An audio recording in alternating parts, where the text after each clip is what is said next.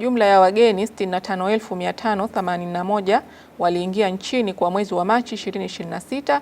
Hili ni ongezeko la 8.7% kwa kulinganisha wageni 60,345 walioingia nchini kwa mwezi wa Machi 2025. Aidha, ukilinganisha wageni 86,839 waliingia nchini kwa mwezi wa Februari 2026 ni upungufu wa 24.5%. Wageni kwa mabara waliotoka, bara la Ulaya liliongoza kwa kuleta wageni 49,370 sawa na 75.3% ya wageni wote kwa mwezi wa Machi 2026. Bara la Afrika lilifuatiwa kuwa na jumla ya wageni 8,489 sawa na 12.9% ya wageni wote kwa mwezi wa Machi 2026. Bara la Amerika lilikuwa la tatu kwa kuleta jumla ya wageni 4,460 sawa na 6.8%. Bara la Asia lilikuwa la nne kwa kuleta jumla ya wageni 2,760 sawa na 4.2% kwa mwezi wa Machi 2026, na bara la Oceania lilikuwa la mwisho kwa kuleta jumla ya wageni 498 sawa na 0.8% ya wageni wote kwa mwezi wa Machi 2026. Wageni kwa nchi tano zilizoongoza, tunaona hapa nchi ya Italy iliongoza kwa kuleta jumla ya wageni 14.4%, Ujerumani ilikuwa ni nchi ya pili 10.3%, Poland 7.7%, Ufaransa 6.4% na Scandinavia ni 5.5%. Uingiaji wageni kwa mwezi wa Machi 2022 hadi 2026. Hapa tutaangalia mwenendo wa wageni, uingiaji wa wageni kwa miaka mitano iliyopita.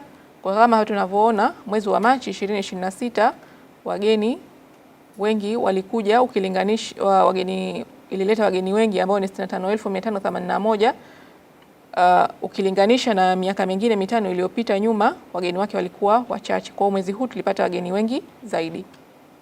Ili mtu azidi kukaa hapa kwetu kwa muda mrefu zaidi, tumpe afanye business yake, alafu tumpe na leisure nzuri ili aenjoy kuwepo hapa kwetu na akae siku zaidi.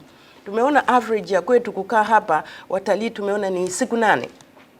Sasa tukiongeza business and leisure, mtu aje afanye biashara zake alafu aende na kwenye leisure, tukamu-encourage kwenda kwenye leisure, anazidi kukaa na income inazidi kuingia ndani ya nchi yetu. Na wenzetu kama UK, wapi Lisbon, washaanza kufanya hicho kitu. They do what we call leisure so that we get extended stays. Mtu apate kuvutika na kukaa zaidi hapa nchini kwetu. Sasa nyingi hotels kule Kenya wameona kwamba wa integrate, wawe leisure focused, wa offer vitu vizuri, like unaweka pools, unaweka gyms, and then unaweka na reliable working space. Mtu ukimwekea reliable working space, umemwekea na high speed internet. Tujue kwamba sasa hivi dunia tulionayo sasa hivi without internet hatuendi.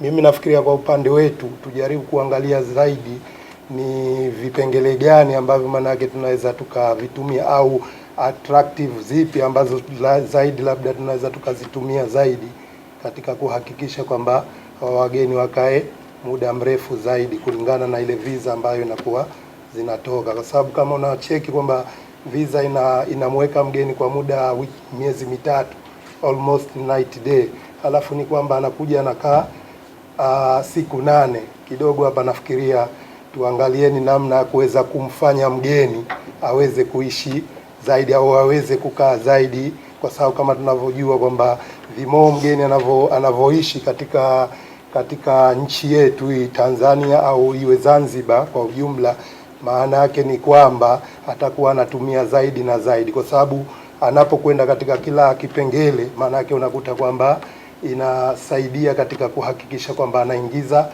kitu katika pato la nchi. Kwa mwezi Machi tumeona ongezeko la wageni lipo ukikompea na mwezi Machi mwaka 2025. Kwenye upande wa claims au emergencies zilizotokezea ni za kawaida tu, ni injuries za kawaida. Na hakuwa na jambo kubwa ambalo la kufanya tu na mfuko ukenda ukaishiwa ukwasi.